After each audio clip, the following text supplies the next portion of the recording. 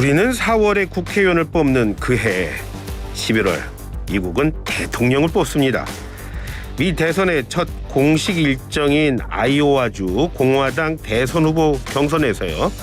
거기서 도널드 트럼프, 그러니까 전 대통령이 압도적인 승리를 거뒀습니다. 트럼프가 돌아왔다는 얘기도 있고요. 여전히 사법 리스크 부담이 큰 트럼프에겐 아직 갈 길이 멀다는 얘기도 있습니다.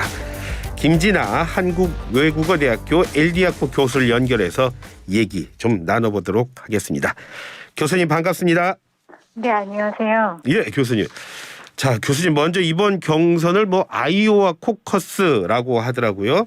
왜 이런 이름이 붙었고 또 첫 경선이라는 것 외에 또 어떤 의미들이 있을까요?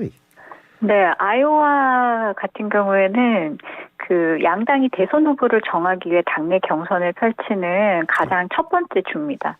이 코커스라는 게 정당 주도 당원 대회거든요. 예. 프라이머리는 비밀 투표 방식이고요. 이게 주마다 다른데 일단은 아이오와에서는 코커스를 하기 때문에 4년마다 한 번씩 이렇게 많은 주목을 받게 되는 거죠. 예. 자, 그렇다면 이제 선거 얘기, 결과 얘기를 좀 해보겠습니다. 미국 언론 보니까 개표 진행된 지 얼마 안 돼서 일찌감치 트럼프 후보가 이겼다. 그런 보도를 일제히 내더라고요. 자, 여전히 공화당 내에서는 그렇다면 트럼프 전 대통령의 인기 상당하다. 그렇게 봐도 되는 걸까요? 네, 이번에 과반 넘는 거는 예상했던 바다라고 할 수 있어요. 왜냐하면 아이오와가 트럼프 측 지지층이라고 할 수 있는 기독교 백인이 대다수인 곳이고요. 예. 이 농업이 발달한 곳이라서 대도시도 적고, 그리고 이 주변의 대도시로 젊은 층의 두뇌 유출도 상당히 많고, 또 최근에는 성소수자 권리 논쟁 때문에 예. 이 기독교 커뮤니티 자체가 굉장히 단결이 됐어요. 그리고 최근에 MBC가 의뢰한 여론조사에서 트럼프 지지율 48%, 헤일리 20%, 디센티스 16%였는데 다른 여론조사에서는 또 모두 50% 이상 트럼프 측이 가져갈 것으로 예측이 됐던 상황이었거든요. 예. 그렇기 때문에 예상됐었다라고도 볼 수 있습니다. 과반수는 예상이 됐었고 그렇기 때문에 선거 결과가 그렇게 나오니까 언론들이 앞다퉈서 이겼다 이렇게 나갔다는 그렇게 또 들리고 있습니다. 그런데 참 미국 대통령 선거를 보면 현직 대통령이요 재선 못한 것도 참 이례적이지 않습니까? 그런데 트럼프는 그렇게 떠났거든요. 야, 그런데 또 이번에 또 압승을 한 거 이거 교수님 어떻게 봐야죠? 글쎄요, 일단 떠났지만 여전히 현직 대통령이 아니면서 현직 같은 프리미엄을 좀 누리고 있다라고 예. 볼 수가 있고요. 그 현직 대통령이 재선 아닌 일반 경쟁을 할 경우에 아이오와에서 1, 2위 차이가 가장 벌어진 게 1996년에 13% 정도였는데 예. 이번에는 30%까지 벌어졌다라는 거기 때문에 상당히 압도적이다라고 할 수가 있어요. 예. 그 코커스 같은 경우에는 당원들끼리만 하거든요. 예. 그리고 이번에 또 코커스 당일에 엄청나게 날씨가 안 좋았는데 이것도 한 몫을 했습니다. 최대 원래는 20만 명 정도 유권자가 올 것으로 예상이 됐는데 11만 명, 예. 그러니까 한 반 정도밖에 못 한 거죠. 이때 사실 그만큼 참여율이 저조했고 저조한 만큼 열성당원 비중이 높아졌다라고 볼 수가 있고요. 예. 바로 이 열성당원이 트럼프 전 대통령 지지 기반이라고 할 수가 있습니다. 그래서 2위를 했었던 디센티스 후보는 원래 지지율이 10대 초반 정도까지 계속 하락하는 그런 상황에서 코커스를 했기 때문에 예. 그런 큰 격차가 아이오와에서 벌어진 거죠. 예. 그 많이 얘기하는 게 3등한 그 헤일리 후보라고 있지 않습니까? 네. 근데 한 3위에 그쳤거든요. 그러면 이분은 힘의 한계를 보인 건가요? 아니면 그래도 가능성은 좀 보이던가요? 교수님 보시기는 어떠셨어요? 헤일리 후보 같은 경우에는 집중적으로 지금 공세를 퍼붓는 지역이 아이오와는 아니에요. 사실 다음 지역인 뉴햄프셔고요. 예. 그 날씨 아까 말씀을 드렸잖아요. 예. 이때 날씨도 상당히 헤일리 후보한테는 불리하게 작용을 했었던 게 헤일리 후보 강점은 사실은 강성층이 아니라 중도층이에요. 이 중도층 확장성 때문에 예. 바이든 대통령과 양자 대결에서 트럼프 전 대통령보다 강세를 보이는 거거든요. 예. 그런데 반대로 말하면 여성 당원이 부족하기 때문에 아이오와에서는 불리하게 작용을 한 거고, 예. 하지만 조금 더 지켜봐야 될 것 같아요. 왜냐하면 크리스 크리스티 후보가 공화당 경선 사퇴를 했거든요. 예. 이 후보가 사실은 반 트럼프 진영의 선타 주자입니다. 그런데 사퇴하기 직전까지도 유권자 11% 지지를 받았기 때문에 예. 그리고 이 유권자들의 65%는 헤일리를 두 번째 선택지로 꼽았기 때문에 예. 그 표가 어디로 갈 거냐? 예상을 해본 건데 반 트럼프 진영표는 헤일리 쪽으로 상당히 많이 가겠죠. 그러면 다음번에 트럼프 대 헤일리 양자 구도를 만들 가능성은 조금 더 높아지긴 합니다. 예. 교수님, 우리도 요즘에 우리 정치를 보면 강성 지지층 뭐 이런 얘기를 많이 하고 있지 않습니까? 미국도 뭐 강성 지지층과 뭐 그런 것 때문에 뭐 말 많고 그렇습니까? 어떻습니까? 미국 정치가 참 갑자기 궁금해지네요. 미국이 상당히 제가 보기에는 양극화가 되어 있어요. 그래서 아까 말씀하셨던 사법 리스크도 사실은 강성 지지층을 오히려 결집시키는 그런 요소 중에 하나거든요. 예. 트럼프 진영 쪽에서는 오히려 전략적으로 이 줄줄이 기소가 사실은 마녀 사냥이다라고 얘기를 하면서 예. 실제로 보면은 지지율이 계속 상승하고 있어요. 그리고 거기에 따라 기부금도 계속 늘어나는 이상한 현상을 보이거든요. 예. 그러니까 즉 기소를 비판하는 사람들이 아무래도 강성층일 텐데 이런 사람들이 결집하면 결집할수록 인기몰이를 할 수 있는 거죠. 예, 지금 말씀하셨는데 지금 트럼프 사법 리스크라고 하면은 뭐 전에 뭐 의회 막 난입이라는 의회 난입 네. 난동 또 대선 결과 이거 뭐 우리는 받아들일 수 없다 뭐 그 말씀하신 것 같은데 그게 뭐 총 모두에서 한 91개 정도 된다고 그런 얘기를 들었습니다. 네, 혐의가 91개고요. 지금 4건의 형사 기소가 들어가 있어요. 연방재판이 2건이고 예. 주재판이 2건이거든요. 예. 근데 좀 나눠서 봐야 되는 게 연방재판은 대통령 당선 이후에 스스로 사면을 할 수가 있습니다. 그런데 주정부가 제기한 혐의에 대한 사면권은 대통령 자격으로는 없어요. 예. 그래서 워싱턴 DC, 조지아주 이 두 곳의 재판이 중요하고요. 예. 근데 트럼프 측은 계속 항소를 해서 적어도 대선이 있는 11월 이후로 재판 일정을 미루려는 계획을 갖고 있어요. 게다가 재판을 하게 되면 미국 같은 경우에는 배심원이 상당히 중요하거든요. 예. 근데 배심원이 유죄 판결을 하려면 만장일치를 해야 됩니다. 예. 그러면은 트럼프 측에서는 12명 전체 설득할 필요 없고 한 명만 설득하면 돼요. 그리고 만약에 대선 전에 수감이 된다라는 시나리오를 볼 때 옥중 출마도 사실은 가능해요. 그래서 대통령 후보 자격은 그대로 유지되고요. 수감된 상태에서 그래서 당선되면 어떻게 되냐. 예. 결국 뭐 대통령 자격은 계속 유지가 되긴 합니다. 예. 그렇기 때문에 글쎄요, 사법 리스크가 대선 가도에 크게 영향을 줄 가능성은 많지는 않아 보입니다. 아, 그렇습니까? 그렇다면은 지금 교수님 말씀이시라면 결국은 대선 후보를 뽑는다는 건 당원 투표를 해서 뽑는 건데 그렇게 되는 경우에는 지금에 있어서의 어떤 사법 리스크를 뭐 트럼프가 안고 가는 게 본인에게는 그렇게 손해가 될 일은 아니네요.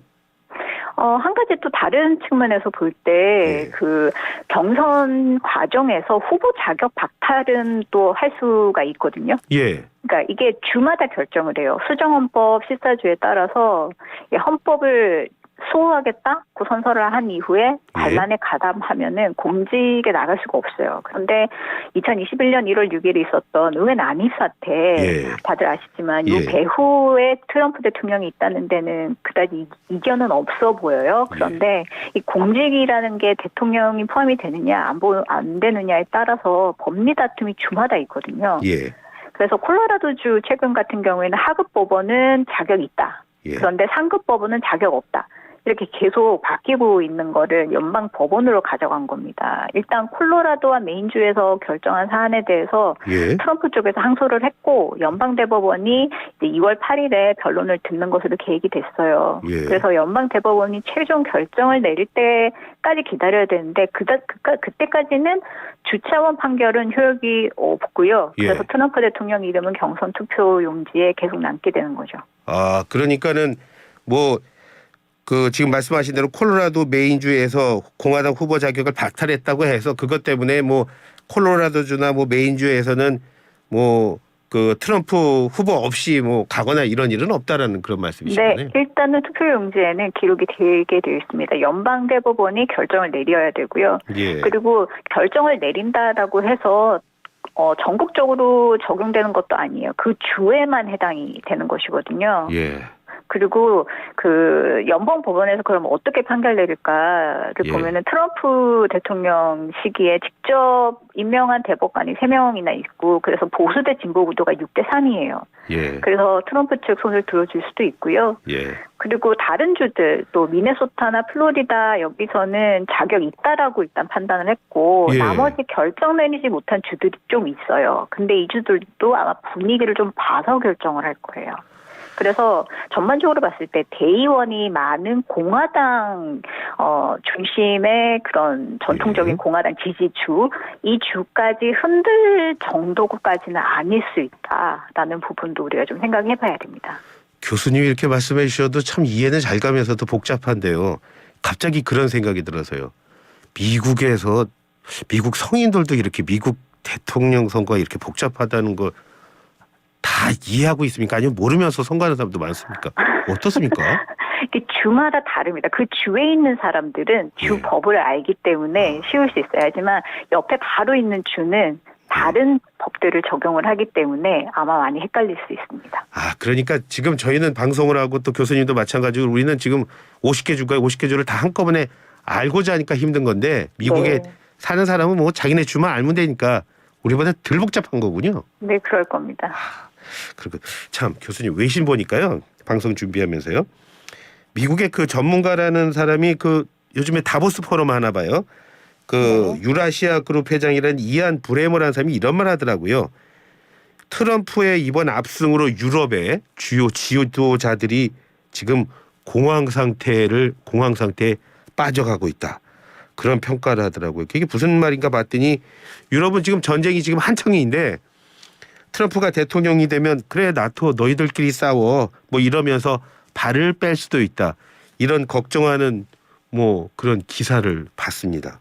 네. 이런 주변의 상황들이 혹시 트럼프가 공화당 대표로 가는데 변수가 되지는 않을까요? 아, 글쎄요.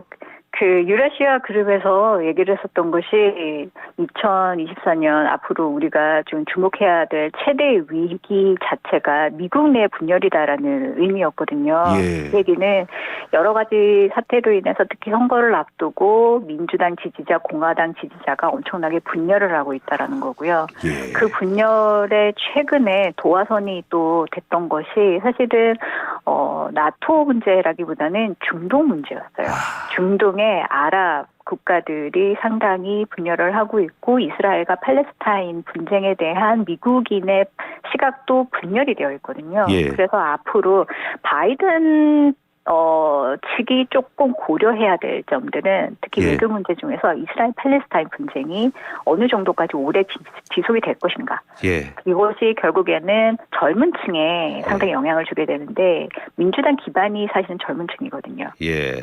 그래서 뭐 국내 문제인 경제 문제 같은 경우에는 뭐 인플레 둔화되고 실업도 감소되고 긍정적인 시그널이 있어요. 하지만 외교 문제 같은 경우에는 상당히 부정적인 영향을 줄 수가 있다라는 거고 동맹의 입장에서 봤을 예. 때는 아까 말씀을 하셨듯이 아마 트럼프 대통령이 재선에 이제 승리를 하게 되면은 예. 동맹에 대해서 상당히 많은 비용을 부과하게 될 겁니다. 예. 그런데 미국인의 입장에서 봤을 때는 좋은 거죠. 그만큼 외국에 많은 돈을 지출하지 않아도 된다라는 거고 그건 예. 공화당 지지자들이 바라는 바거든요. 작은 예. 정보를 원하고 해외에 어떠한 지원을 축소하기를 원하고 그렇기 때문에 트럼프로서는 이런 분위기가 상당히 도움이 된다라고 볼 수가 있습니다. 아, 지금 제가 드릴 질문 사실은 민주당에 관련한 질문에 더 가까웠군요. 민주당은 참 복잡하기도 하겠습니다. 참 교수님 이제 끝으로 다음 경선이 뉴햄프셔에서 있다고 하는데 이것도 프라이머리라고 하죠. 잠깐 말씀드렸지만 이게 말씀해 주셨지만 코커스 프라이머리 어떻게 좀 다른 겁니까 이것도? 예, 코커스 같은 경우에는 아까도 말씀드렸듯이 당원끼리만 예. 이제 서로 지지자들에 대한 그런 연설을 하고서 투표를 하는 방식이고요. 예. 프라이머리 같은 경우에는 주 정부가 주관을 합니다. 그래서 일반 선거 같이 비밀 투표 방식으로 진행을 해요. 예. 그래서 주마다 조금 다르기는 한데 예. 당원이 아닌 일반 유권자도 사실 참여를 할 수가 있어서 프라이머리를 하는 뉴햄프셔주 같은 경우에는 중도층 표심이 상당히 중요할 겁니다. 예. 뉴햄프셔주는 아이오와에 비해서 온건파가 상당히 많고요. 무소속 유권자들 많아요. 예. 그래서 온건한 보수 그리고 백인 전문가층 지지받는 헤일리한테 조금 유리한 조건이에요. 그래서 이번에 헤일리 캠페인 소속 직원들이 막 집집마다 돌아다니면서 문을 두드리는 전략을 좀 썼거든요. 예. 그래서 CNN이 지난 4일에서 8일까지 조사한 바에 의하자면은 트럼프 전 대통령이 39%, 예. 헤일리 32% 지지율, 그리고 더 최근에 10일에서 15일 조사한 미국 리서치 그룹에 의하자면은 40대 40 동률까지도 나왔어요. 그래서 이 부분을 조금 흥미롭게 지켜볼 부분입니다. 예. 아주 어려운 질문 하나로 끝내도록 하겠습니다. 교수님. 지금 이 상황에서 바이든 대통령이랑 트럼프 전 대통령 맞붙으면 교수님 보시기엔 어디가 유리하다고 보세요? 그건 진짜 100만 달러 질문이시고 제가 정확하게 말씀드릴 수 없을 것 같아요. 근데 리매치가 너무나 인기가 없는 싸움이거든요. 그래서 네. 공화당 내 반트럼프 정서가 얼마나 커져서 이탈표로 나올지가 중요한데 아까도 말씀드렸듯이 너무 양극화되어 있어서 예. 이 공화당 강성 지지층 빼오는 건 솔직히 좀 힘들어요. 네. 그런데 그중에서 이제 변수라고 하는 거는 결국엔 11월 대선 3자 대결이거든요. 예. 로버트 케네디 주니어 후보가 무소속으로 다시 나왔어요. 그래서 공화당 측 표를 가져갈지 민주당 측 가져갈지가 변수고요. 지금 역대 어느 3지대 후보보다 높은 20% 지지율을 기록하고 있기 때문에 실제로 케네디 후보 같은 경우에는 총기 소유에 찬성을 하는 등 공화당이랑 좀 유사한 정책 성향을 보여요. 민주당에서 빠져나왔지만 그래서 어느 측에도 지금은 유리하다라고 보기가 상당히 힘들어요. 그래서 이걸 좀 염두에 보시면서 미국 대선 흐름을 쭉 지켜보시는 게 좋을 것 같습니다. 사실은 교수님 말씀 들으면서 왜 이렇게 미국 대통령 선거가 특히나 이번 우리 총선과 닮아 있는지 깜짝 놀랐습니다. 오늘 말씀 정말 잘 들었습니다. 고맙습니다. 네, 감사합니다. 네, 지금까지 김진아 한국외국어대학교 교수와 함께했습니다.